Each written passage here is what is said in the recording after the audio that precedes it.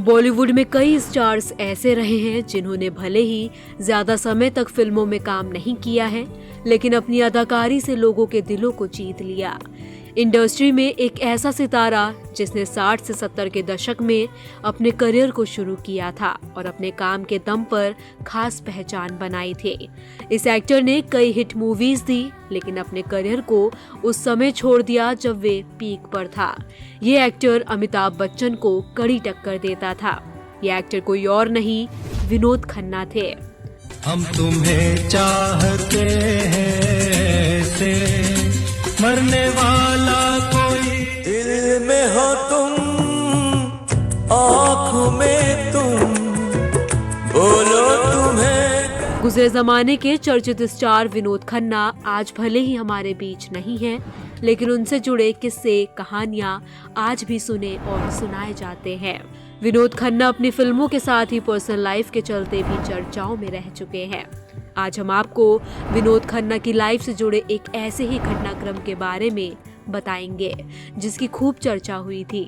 तो मुझे सुना, मैं तुझे सुनाऊं अपनी प्रेम कहानी। दिन को दिन कह दे, तुम रात कहो दोहराएंगे। विनोद खन्ना का जन्म साल 1946 में हुआ था और उन्होंने 22 साल की उम्र में एक्टिंग करियर की शुरुआत की थी।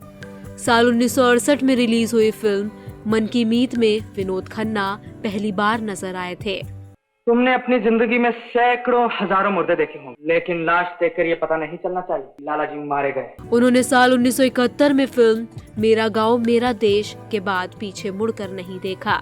विनोद खन्ना ने मेरे अपने, अचानक, इम्तिहान जैसी 33 हिट फिल्में दी। उनका करियर ग्राफ अमिताभ बच्चन, ऋषि कपूर, जितेंद्र कपूर, राजेश खन्ना जैसे स्टार से भी ज्यादा प्रॉमिसिंग था।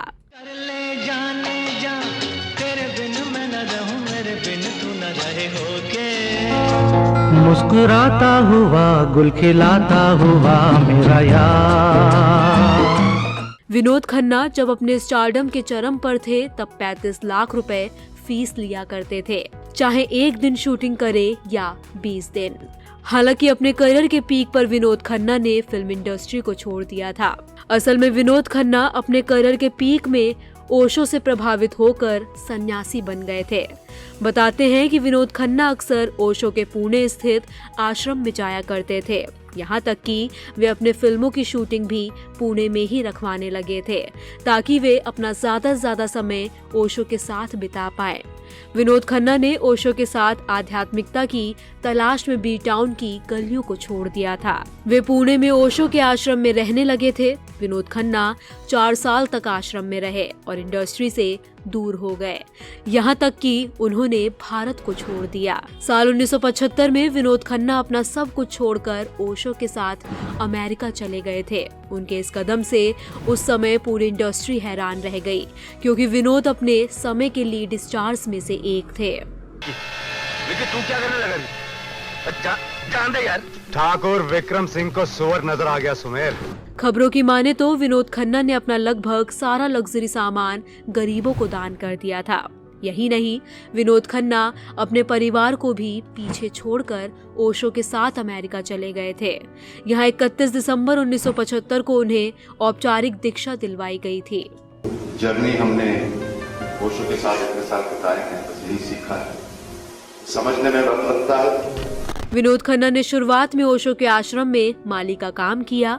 यही नहीं, विनोद खन्ना इस दौरान आश्रम के झूठे बर्तन, यहाँ तक कि टॉयलेट तक साफ किया करते थे। अजीब एक शक्ति थी जो मुझे कहती थी बस नहीं, ओशो के चरणों में। बहरहाल विनोद खन्ना लगभग 4 सालों तक ओशो के आश्रम में ही रहे थे, लेकिन अमेरिका द्वारा ओशो आश्रम बंद करने के बाद वे भारत वापस लौट आए थे। एक्टर जब भारत वापस आए तब उनका परिवार बिखर चुका था। एक्टर की पहली वाइफ गीतांजलि ने उन्हें तलाक दे दिया था।